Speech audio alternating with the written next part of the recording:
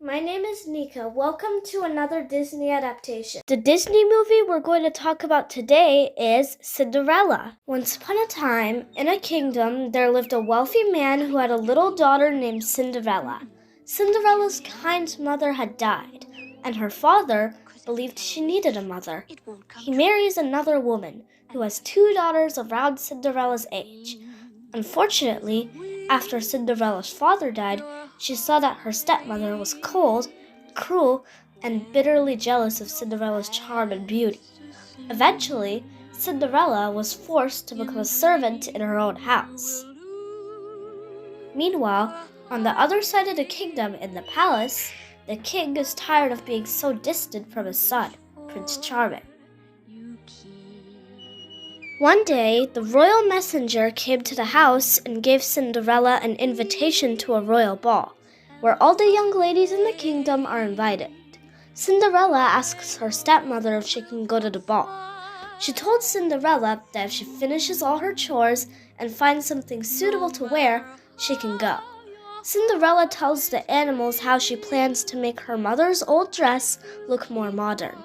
To avoid Cinderella from coming to the ball, her stepmother and stepsisters called her to do more chores. The animals wanted to help Cinderella, so they made the dress. The animals surprised Cinderella with the dress they made. Cinderella wears the dress and goes to join her stepfamily.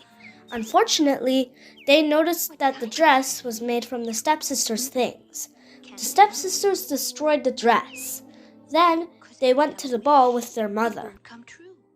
Just as Cinderella was about to give up on the idea of a better life, a beautiful fairy appeared. The fairy turned a pumpkin into a beautiful carriage. Then, she turned the mice into horses. Finally, she turned a horse into a coachman and a dog into a footman. Last but not least, she turned Cinderella's rags into a beautiful white ball gown with a pair of glass slippers on her feet. The fairy told Cinderella that the magic lasts only until midnight.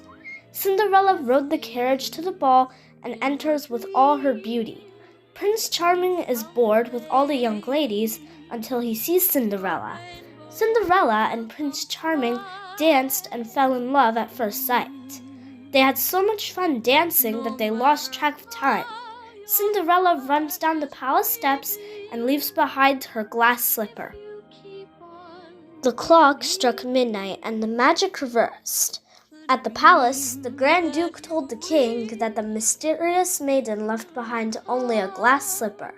Another royal proclamation was made saying that whoever fits the glass slipper will become Prince Charming's bride.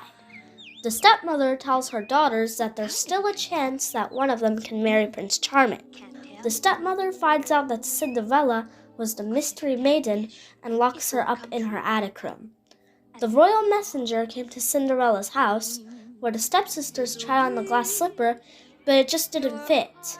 The mice take the key out of the stepmother's pocket and got it up to Cinderella's attic room to unlock her. Cinderella came out of her attic room and asked to try on the glass slipper. The stepmother doesn't want Cinderella to try it on, so she makes the royal messenger trip over his feet. The glass slipper shattered into pieces. Cinderella showed the Grand Duke that she has the other glass slipper. He put it on her foot and it was a perfect fit.